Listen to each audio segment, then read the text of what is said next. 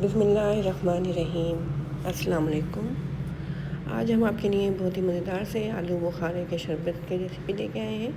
आलू बुखारे का सीज़न है और मौसम में जो फल आ रहे हों उनको इस्तेमाल में रखना चाहिए। और आलू बुखारा तो वैसे भी बहुत ही ज़्यादा फ़ायदेमंद होता है। इसके अंदर विटामिन ए, बी और सी होता है जो कि हमारी स्किन को भी फ़ायदा पहुँचाता है। तो चलिए फिर अपने किचन में चलते हैं और बहुत ही मज़ेदार से आलू बुखारे के शरबत की रेसिपी शुरू करते हैं। हमने ये आधा किलो आलू बुखारे लिए हैं। इनको अच्छे तरीके से धो लिया है। अब हम इनको चूल्हे पर रख देते हैं मीडियम फ्लेम पे ताकि ये अच्छे तरीके से सॉफ्ट हो जाए। पहले हमने इसके अंदर 1 गिलास पानी डाला था। पानी हमें थोड़ा सा कम लग रहा है तो 1 गिलास पानी हम इसके अंदर और डाल देते हैं।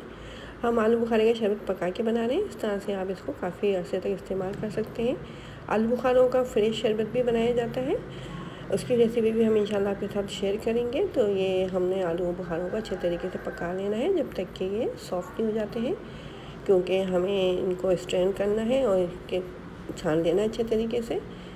देखें ये बहुत अच्छे तरीके से सॉफ्ट हो चुके हैं। अब हम स्पैचुला से इनको अच्छे तरीके से मैश कर लेते हैं ताकि ये अच्छे तरीके से स्ट्रेन हो जाए। तो इनको हम स्ट्रेनर में रख के निकाल लेते हैं। इसका तमाम जूस निकाल लेना है और इसके छिलके और जो गुठलियाँ वगैरह होती हैं इनको डिस्कार्ड कर देना है अच्छे तरीके से। देखिए हमने इनको स्ट्रेन कर लिया है। ये हमारा आलू बुखारे का शरबत निकल आया है। तो अब हम शीरा तैयार कर लेते हैं। इसके लिए हमने 1 गिलास पानी ले लेना है और इसके अंदर चीनी डालेंगे हम। तो चीनी हमने इसके अंदर ले ली है 1 कप। अब अच्छे तरीके से चीनी को मेल्ट कर लेना है जब तक कि शीरा हमारा गाढ़ा नहीं हो जाता और इसके अंदर झाग से नहीं बनने लगते। देखिए बहुत अच्छे तरीके से इसके अंदर झाग बन गए हैं। तो शीरा हमारा तैयार है। अब इसके अंदर नींबू डाल देते हैं। 1 चाय का चम्मच नींबू डाला है ताकि शीरा जो है हमारा जमे नहीं। शरबत जब हमारा बन जाएगा, अगर हम इसके अंदर नींबू नहीं डालेंगे तो वो रखने के बाद जम भी सकता है, क्योंकि हम इस तरह से शरबत बना रहे हैं कि आप इसको स्टोर भी कर सकते हैं काफ़ी टाइम तक। अब जो आलू बुखारे का जूस हमने निकाला था वो इस शीरे के अंदर डाल के इसको पका लेना है जब तक कि ये गाढ़ा नहीं हो जाता है। अब जितने आलू बुखारे आप लें उस हिसाब से आप इसके अंदर चीनी डाल सकते हैं। हमने आधा किलो आलू बुखारे लिए थे तो इसमें हमने 100 ग्राम चीनी डाली है। अब इसके अंदर हम काला नमक डाल देते हैं। इससे जो टेस्ट है वो बहुत अच्छा हो जाएगा शरबत का। तो 1 खाने का चम्मच हमने इसके अंदर काला नमक डाल दिया है और इसको अच्छे तरीके से मिक्स कर लेना है। आलू बुखारे के शरबत को हम पका रहे हैं तो देखें ऊपर इसके झाग आ गए हैं। तो इन झाग को हम निकाल लेते हैं अच्छे तरीके से। ये चम्मच की मदद से हम ऊपर से तमाम झाग निकाल लेते हैं ताकि शरबत जो है हमारा ख़राब नहीं हो, क्योंकि ये झाग अगर इसके अंदर रह गए तो शरबत हमारा ख़राब भी हो सकता है, क्योंकि हमें इसको स्टोर करना है।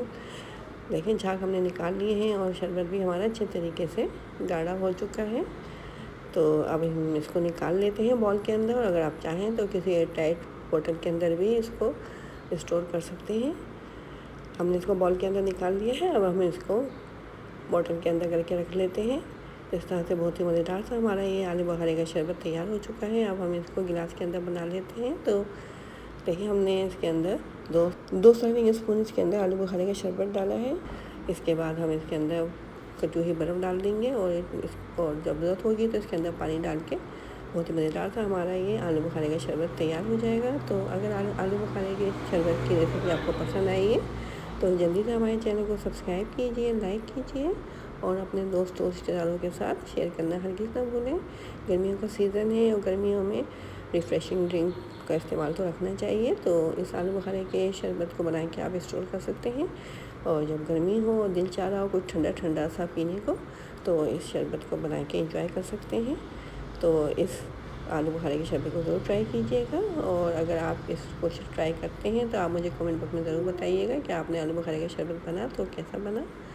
तो इसको ज़रूर बनाएं, इसको एंजॉय करें। अब हमें इजाज़त दें, अपनी दुआ में याद रखें, ख़ुद भी खुश रहें, दूसरों को भी खुश रखें। कोशिश करें कि आपकी ज़ात से किसी को तकलीफ़ नहीं हो, खुशियाँ बाँटें और कोशिश करें कि आप अपना भी ख्याल रख सकें, अपने से जुड़े लोगों का भी ख्याल रख सकें।